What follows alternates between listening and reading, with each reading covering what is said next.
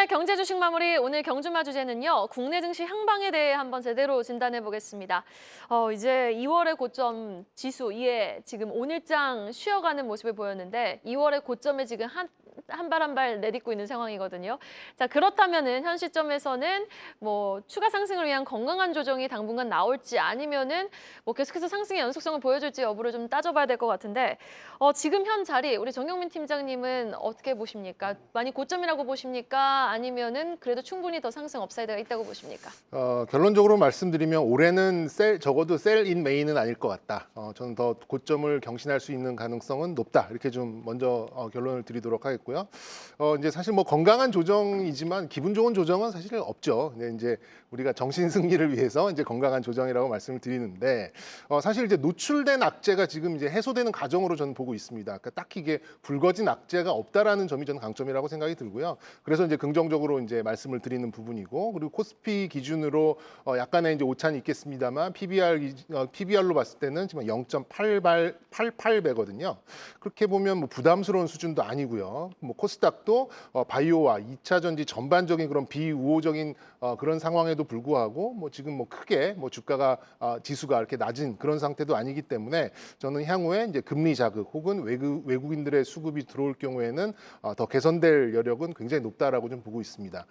그렇게 본다면 과연 이제 금리가 떨어지냐, 그리고 외국인들이 들어올 것이냐, 이렇게 좀 질문을 주신다면 저는 충분히 가능하다라고 좀 보고 있는 이유가 있습니다. 한미 환율 협상이라는 키워드가 어제 좀 들어왔는데요. 원화의 강세를 예상하는 외국인들이 지난주부터 슬슬 선현물 위주로 서서히 좀 들어오고 있는 이제 그런 상황이고, 오늘도 지수가 좀 약한 상황임에도 불구하고 외국인들의 매수는 지속적으로 좀 들어오고 있었다라는 점도 이런 부분을 좀 덧붙여주는 것 같습니다.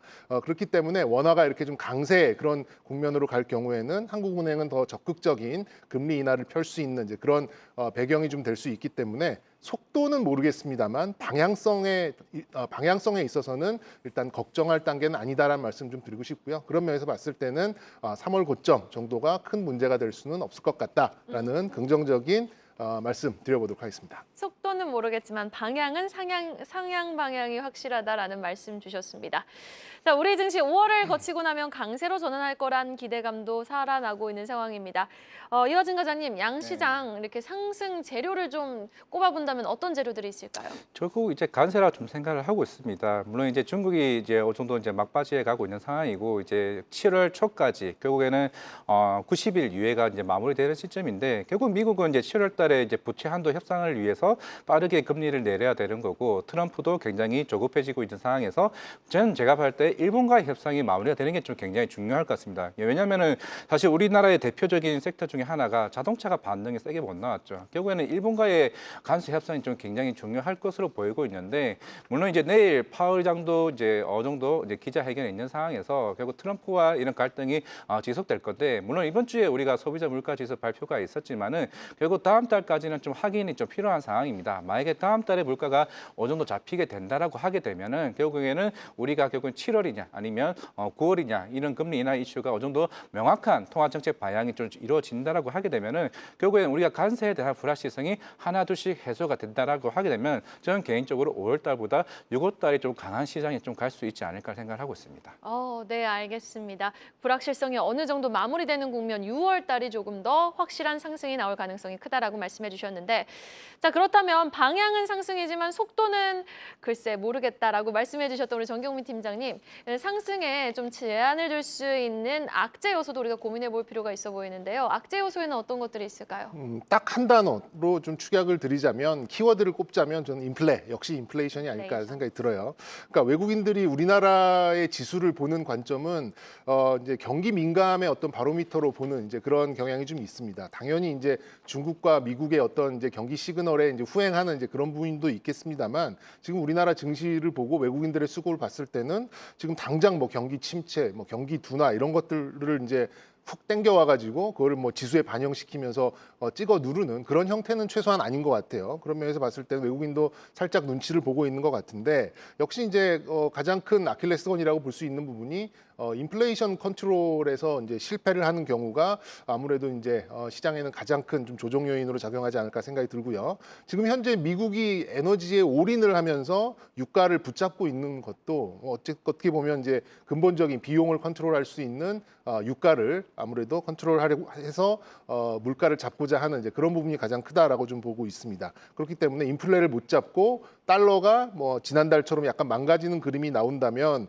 뭐 증시가 큰 조정은 모르겠습니다만 상승 방향으로 가는 거에 좀 발목을 붙잡을 순 있을 것 같다라는 말씀 좀 드려보고 싶고요. 그래서 저는 5가지 지표를 최근 들어서 가장 좀 면밀하게 보고 있는데 금 그리고 비트코인, 미국의 10년물 국채, 달러 인덱스, 유가 이렇게 좀 5가지를 좀 보고 있거든요. 뭐 어떤 지표는 하락하는 게 좋고 어떤 지표는 상승하는 게 좀 좋기는 합니다만 어쨌든 뭐 인플레이션을 자극하지 않고 달러가 정상적인 가치를 유지하는 그런 상태라면 우리 시장을 찍어 누르는 그런 경우는 없을 것 같다라는 말씀도 덧붙이도록 하겠습니다.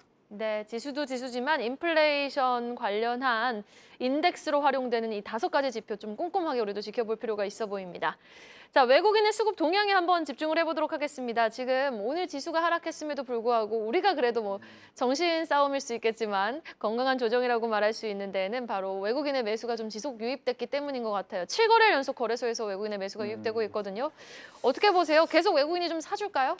확실히 좀 방향은 좀 바뀐 것 같습니다. 외국인이 그 9개월 동안 대략 한 35조를 매도를 해왔었는데 이제 5월은 15일 이제 절반 됐죠. 지금 1.3조입니다. 물론 이제 대부분이 아마 전기 전자 쪽으로 매수세를 외국인이 일단 들어왔다는 점은 좀 긍정적으로 제가 봐야 되지 않을까 생각을 하고 있고, 물론 이제 5월인데도 불구하고 일단은 이제 4월부터 이제 관세 효과에 따라서 물론 수출 데이터가 조금씩은 이제 변하는 모습을 보고는 있긴 하겠지만은 제일 중요한 거는 결국에는 환율에 대한 안정성인 것 같습니다. 이제 처음에는 우리가 불과 한 달 전만 하더라도 이제 우리가 1,500원에 대한 돌파 가능성에 대해서 얘기를 해왔었고, 지금 이제 물론 이제 1,390원대를 이제 왔다 갔다 하는 이제 수준이긴 하겠지만은 결국에는 통화 정책 자체가 좀 안정권에 들어오게 되고 물가도 어느 정도 잡힌다라고 하게 되면 이제 그 다음부터 이제 우리가 2분기 아니면 하반기에 대한 전략들을 이제 고민해야 되는 시기이기 때문에 분명한 거는 이제 우리나라 시장이 이제 공략을 했대. 물론 지수가 오른다고 해서 내 주식이 다 오른 건 아니다시피 결국에는 어떤 섹터를 공략하는 게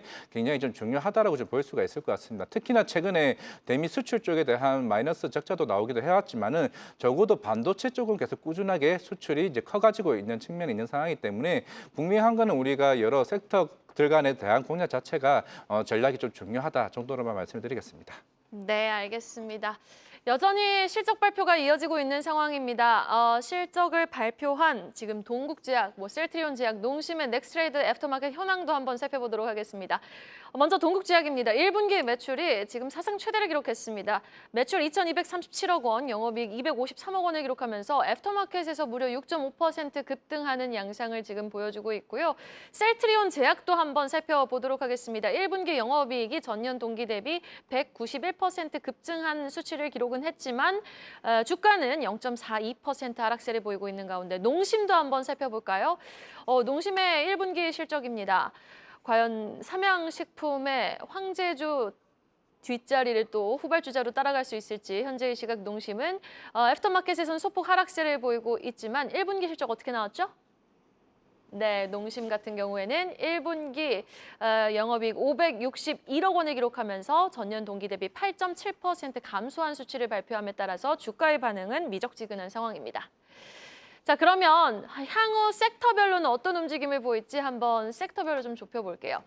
두 분은 추가 상승 혹은 반등 가능성이 있는 섹터 어느 쪽을 좀 주목하고 계시는지 먼저 정영민 팀장님부터 들어볼까요? 네, 일단 뭐 최근에 굉장히 많은 질문이 오는 게 과연 이제 방산, 조선, 에너지 이런 게 꺾일 것이냐, 전기 섹터. 저는 이제 그것들을 꺾어버릴 논리는 세지 않은 것 같아요. 거기에 이제 주도주에서 심각하게 이탈할 만한 이제 그런 이슈를 찾으려면 이제 매크로 이슈를 찾아야 되는데 주도주가 그렇게 쉽게 꺾이지 않기 때문에 우리가 이제 주도주라고 부르는 거잖아요. 제가 봤을 때 특히나 방산과 조선 같은 경우는 더더군다나 그럴 가능성이 좀 높기 때문에 이제 주도주가 바뀌었어 이렇게 보시는 것보다는 약간의 이제 속도 조절은 있겠습니다만 어느 정도의 어느 정도 주도력은 뭐 지속할 가능성이 높다라고 봐지고요. 그리고 이제 앞서서 제가 이제 지수에 대해서 좀 강한 자신감을 좀 보였었던 만큼 지금 반도체와 자동차 같은 경우도 약간의 이제 큰 속도는 아니겠습니다만 뉘엿뉘엿 상승을 향해서 좀 올라갈 가능성이 좀 있기 때문에 그렇기 때문에 이제 지수에 대해서 어느 정도 자신감을 보이는 그런 부분이고 저는 이제 하반기부터 좀 좋을 섹터를 좀 꼽아드리자면 뭐 아무도 언급을 안 할 그런 섹터일 것 같은데요. 크게 꼽자면 저는 게임 섹터와 ESS 섹터를 좀 꼽아드리고 싶습니다. 사실 이제 언더독에 가까운, 그러니까 사실 아무도 이제 눈여겨보고 있지 않은 그런 섹터긴 한데 저는 이제 1분기, 2분기는 이제 중국 소비주의 초창기였기 때문에 뭐 엔터, 화장품 또 뭐 예뻐지는 물약, 또 미용기기 뭐 이런 쪽을 좀 제가 꼽아드렸었는데요. 3분기부터는 시장은 굉장히 많은 소외를 받았었던 그런 섹터 쪽의 이슈와 또 어떤 모멘텀이 있는 쪽에 집중을 할 가능성이 좀 높은데 일단 뭐 게임은 뭐 한동안 잊혀진 섹터인데요. 지금 뭐 3분기, 4분기에 굉장히 큰 대작을 뭐 펄어비스와 NC소프트가 지금 예고를 한 상태이기 때문에 바닥 대비 좀 올라간 부분이 있습니다만 저는 하반기에는 서서히 좀 잡아갈 가능성이 좀 높다라고 봐지고 그리고 뭐 풍력, 태양광 이렇게 좀 신재생이 저렇게 좀 강세를 좀 띠고 있는데 ESS가 안 움직이는 것도 저는 굉장히 좀 의아한 부분입니다. 아무래도 그런 부분이 후행해서 움직일 가능성이 좀 높기 때문에 뭐 서진 시스템이나 한중 NCS 같은 이제 그런 종목들이 저는 이제 신재생의 뒤를 이어서 어느 정도 좀 추격을 해올 수 있는 그런 섹터라고 보고 있기 때문에 지금 이제 너무 많이 오른 종목 그리고 막 달려가는 종목이 좀 부담스러우신 분들은 누구도 이렇게 좀 보고 있지 않는 이제 새로운 섹터에서 기회를 찾아보시는 것도 뭐 좋은 투자 기회가 되지 않을까라는 말씀 드려보도록 하겠습니다. 네, 정리해보자면 정경민 팀장님은 기존 주도주 성격의 방산, 조선 추가 상승 여력, 뭐 속도는 모르겠지만 가능하다 보시고 플러스 게임과 ESS 쪽까지 한번 지켜보자라고 말씀 주셨는데 이화진 과장님은 어떤 섹터 주목하고 계십니까? 전 대표적으로는 일단 반도체를 이제 봐야 된다라 좀 생각을 하고 있습니다. 물론 이제 1분기 실적 다 마무리가 됐죠. 일단 SK 하이닉스도 마찬가지고, 물론 삼성전자는 이제는 파운드리 쪽에 조금 아쉬운 면은 있습니다. 아직까지는 2조대 적자를 이제 보여왔었고, 물론 최근에 이제 퀄컴이나 이제 고객사 확보에 대해서 계속 꾸준히 이제 노력하는 측면이 있기 때문에 저는 앞으로 삼성전자의 운명은 파운드리 적자를 얼마만큼 해소하느냐가 첫 번째 목표고, 일단 레거시 쪽은 물론 기존에 우리가 이제 이구환신 정책에 대해서 좀 기대감이 나오긴 했었고, 물론 이건 SK 하이닉스도 마찬가지겠지만은 낸드 쪽이 아직은 흑자를 전환을 못했어요. 그럼 대신에 2분기에 최근에 가격이 동반되게 되면서 특히 스마트폰 출하량이 본격적으로 올라오면서 2분기 때는 적어도 흑자 낼 가능성이 좀 굉장히 높다라고 하게 되면은 결국에 그 다음에 반도체의 메인은 결국엔 저는 HBM이라 좀 생각을 하고 있습니다. 그만큼 지금 삼성전자는 여기에 굉장히 사활을 걸고는 있는데 이제 분위기는 완전 바뀌었어요. 근데 이게 원래 잘 생각해 보면 작년 3분기, 4분기, 이번 1분기도 마찬가지였지만 항상 컨퍼런스 콜을 했을 때 삼성전자 전형은 이제 그 부문장이 늘 항상 첫 번째로 얘기했습니다. HBM3를 제일 먼저 얘기를 하진 않았어요. 우리는 HBM4 쪽을 전략을 굉장히 빠르게 좀 선회를 하고 있는 상황이기 때문에 결국에는 과연 여기서 SK 하이닉스와 과연 변화가 어떻게 생길 건지, 그러면 우리는 삼성전자 밸류체인을 봐야 되는 거냐 아니면 SK 하이닉스 밸류체인을 봐야 되는 거냐 볼 수가 있을 것 같은데 저는 개인적으로 단기적으로는 SK 하이닉스를 먼저 보는 게 좀 맞다고 생각하고 있습니다. 왜냐하면 어제 사우디발 이슈가 나오고 나서 바로 움직인 게 SK 하이닉스나 테크윈 그리고 이제 한미 반도체 하나 비전인 사항이기 때문에 이쪽에 대한 이제 가이던스 변화는 더 크게 나올 가능성이 있죠. 어제 계약한 게 블랙에 1.8만 개입니다. 그 정도 계약 금이면은 거의 한 몇십 조 정도 수준이기 때문에 그러면 HBM 관련해서 SK 하이닉스는 당분간 12단 반도체와 관련해서는 당연히 물량들이 더 커지겠죠. 그럼 그 이후에 이제 HBM4를 본다라고 하게 되면은 결국 삼성전자가 아마 2분기 때 그 컨퍼런스 콜 전후로 해서 아마 좀 더 빠르게 로드맵을 얘기가 나오게 된다라고 하게 되면 삼성전자도 여기에 어느 정도 충분히 이제 시장에 들어왔을 때는 그때는 사실 SK 하이닉스보다는 삼성전자 밸류체인을 움직일 가능성이 저는 있다고 생각하고 있습니다.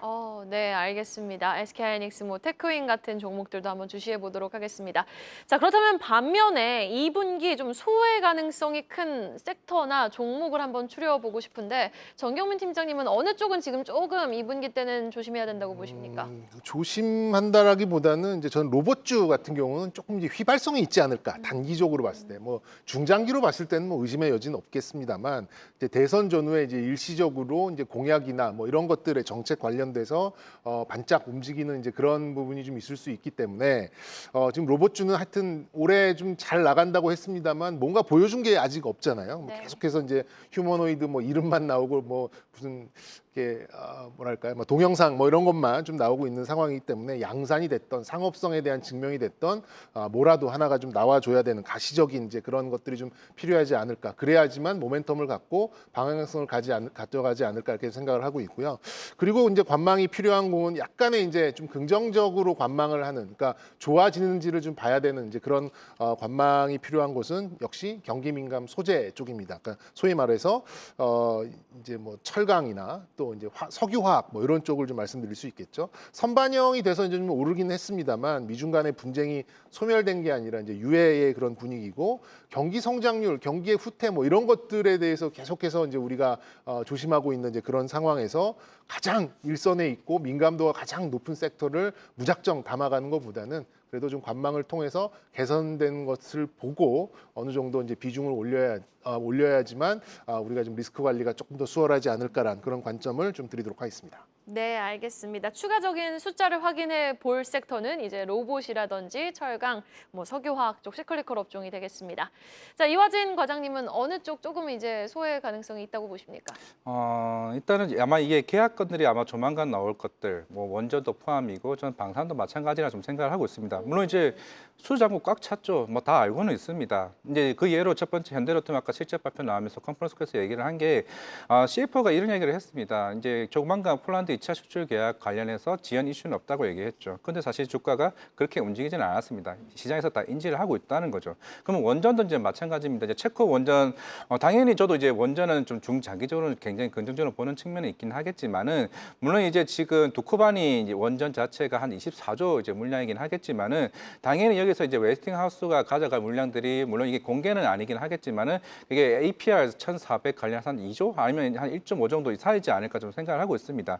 그러면 이제 그 이후는 생각을 해봤을 때 그 다음에 이제 템블린 2기인데 이게 아마 올해 연말이나 아마 내년에 추가적인 입찰이 있을 것으로 보이고 있기 때문에 그러면 적어도 단기적인 계약건 이후에 2분기 때는 좀 잠시 쉬어갈 가능성이 좀 있다라고 보이고 있는데 물론 대표적으로 두산 에너빌리티나 사실 BHI 주가 많이 올랐죠. 물론 이거는 SMR 쪽으로 묶여 있는 상황이기 때문에 더 주가가 올라갈 수 있다라고 생각을 하고 있습니다. 그동안 트럼프 대통령도 여기와 관련해서 원전에 대한 얘기를 계속 꾸준히 해왔었고 결국 데이터 센터에 대한 시장에 대한 기대감은 더 커진 좀 사항인 맞긴 하겠지만은 대부분의 원전 같은 경우는 2030년에 이제 실적이 반영이 되는 거를 지금 현재 가치로 이제 주가가 반영이 되는 측면이 있는 상황이기 때문에 일단 계약건이 마무리가 되게 되면은 일단 세론으로 좀 작용할 가능성은 좀 충분히 좀 있다고 생각하고 있습니다. 오, 알겠습니다. 원전 관련해서는 또 방산 관련해서는 추가적인 수주 모멘텀은 뉴스플로우가 어떻게 좀 흘러가는지 여부 좀 우리가 꼼꼼하게 체크해 볼 필요가 있어 보입니다.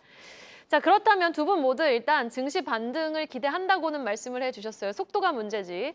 자, 그렇다면 현 시점에서는 조정이 나올 때마다 모아가는 전략이 최선일까요? 아니면 그래도 지금은 조금 보수적으로 접근하는 게 좋을까요, 정경민 팀장님? 저는 이제 긍정적으로 보시는 게 좀 낫다라고 생각이 되는데 말씀드렸듯이 속도보다는 저는 방향성에 대해서 이제 조금 자신이 있다 보니까 속도가 좀 어느 정도 기대되는 그런 상황이라면 종목을 압축해서 좀 빨리 움직이는 종목으로 좀 가야겠습니다만 방향성으로 간다라고 하면 종목 수를 다소 늘려가지고 포트폴리오를 좀 넓힌 그런 전략이 좀 유효하지 않을까 이런 말씀 드려보고 싶고요. 주도주는 지금 약간 좀 밸류가 차고 속도가 좀 줄어드는 그런 상황이고 그렇다 보니까 이제 박스권에서 움직이는 모습이죠.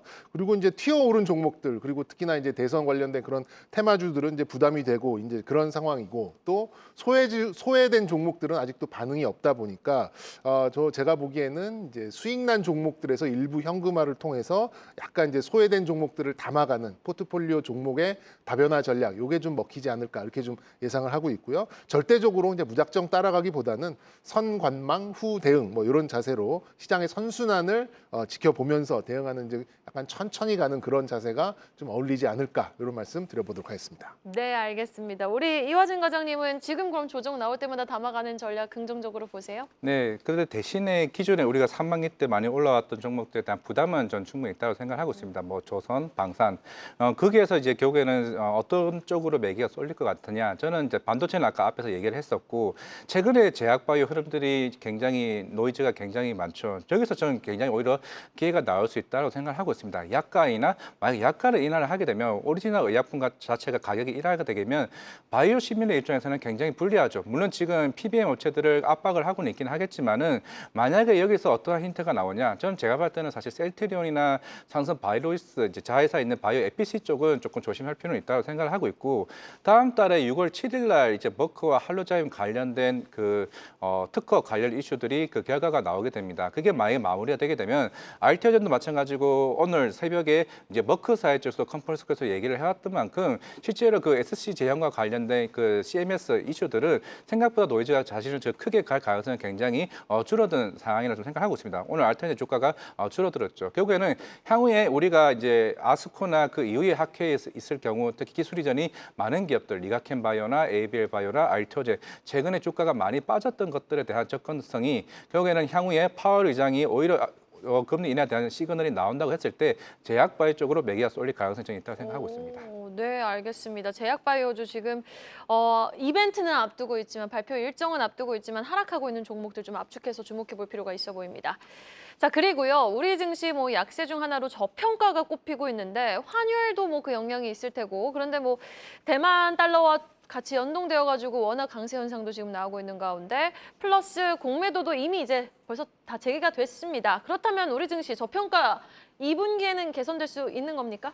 저는 긍정적으로 또 이것도 좀 보고 있고요. 그러니까 일단 정책과 매크로가 뭐 전부죠. 이런 저평가를 해소할 수 있는 이제 그런 요인들을 본다면요. 근데 지금 제가 볼 때는 원화의 강세 기조가 분명히 있긴 있습니다. 그리고 한국은행 그렇게 강세로 간다면 아까 언급드렸듯이 한국은행에서 좀 적극적으로 금리를 인하할 수 있는 그런 배경적인 이제 그런 환경이 좀 되는 거고 그리고 또 이제 정권이 이제 새로운 정권이 들어온다면 보통 이제 축포를 쏘면서 강력한 추경도 편성이 되기 마련이죠.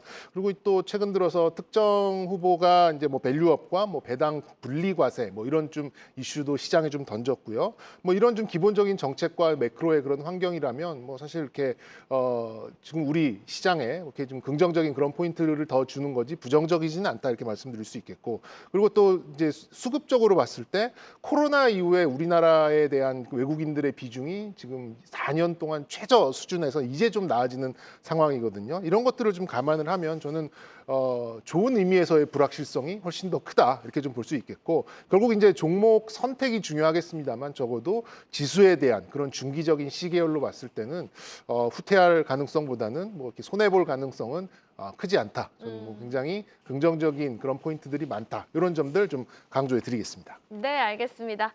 자, 구체적으로 내일장 전략까지 들어보고 마무리 지어보도록 하겠습니다. 이화진 과장님, 내일장 전략 어떻게 가져갈까요? 오늘의 흐름에서 좀 힌트를 볼 수가 있는 게 물론 오늘 대부분의 수출들이 이제 주가가 빠졌죠. 결국에는 환율에 대한 우려였던 것 같습니다. 그게 시장에서는 일단 단발성으로 좀 보고 있는 측면이라고 본다라고 하게 되면은 그러면 에도 불구하고 오늘 외국인이 들어왔습니다. 코스피 쪽으로. 그러면 만약에 내일 이제 그 환율에 대해서 좀 안정적으로 1,400원대 위로 다시 돌아오게 된다라고 하게 되면은 물론 화장품도 1분기보다는 2분기가 실적이 아직까지는 특히 수출 데이터도 계속 꾸준히 좀 잘 나오고 있는 측면이고 반도체도 마찬가지고 결국에는 이 환율에 대한 우려들이 하나둘씩 사라지게 된다라고 하게 되면 오늘 빠졌던 종목들이 아마 내일에는 조금 반대로 움직일 가능성이 있다라고 봤을 때는 내일장은 제가 볼 때 크게 우려할 필요는 없다라고 생각하고 있습니다. 네, 알겠습니다. 정경민 팀장님의 내일장 전략은요? 네, 뭐 현재 변수에서 뭐 시장이 위로나 아래나 뭐 튀거나 이렇게 뒤틀릴 가능성은 좀 거의 없다고 보고요. 굉장히 무난한 흐름이 좀 예상이 됩니다. 일단은 이제 관망과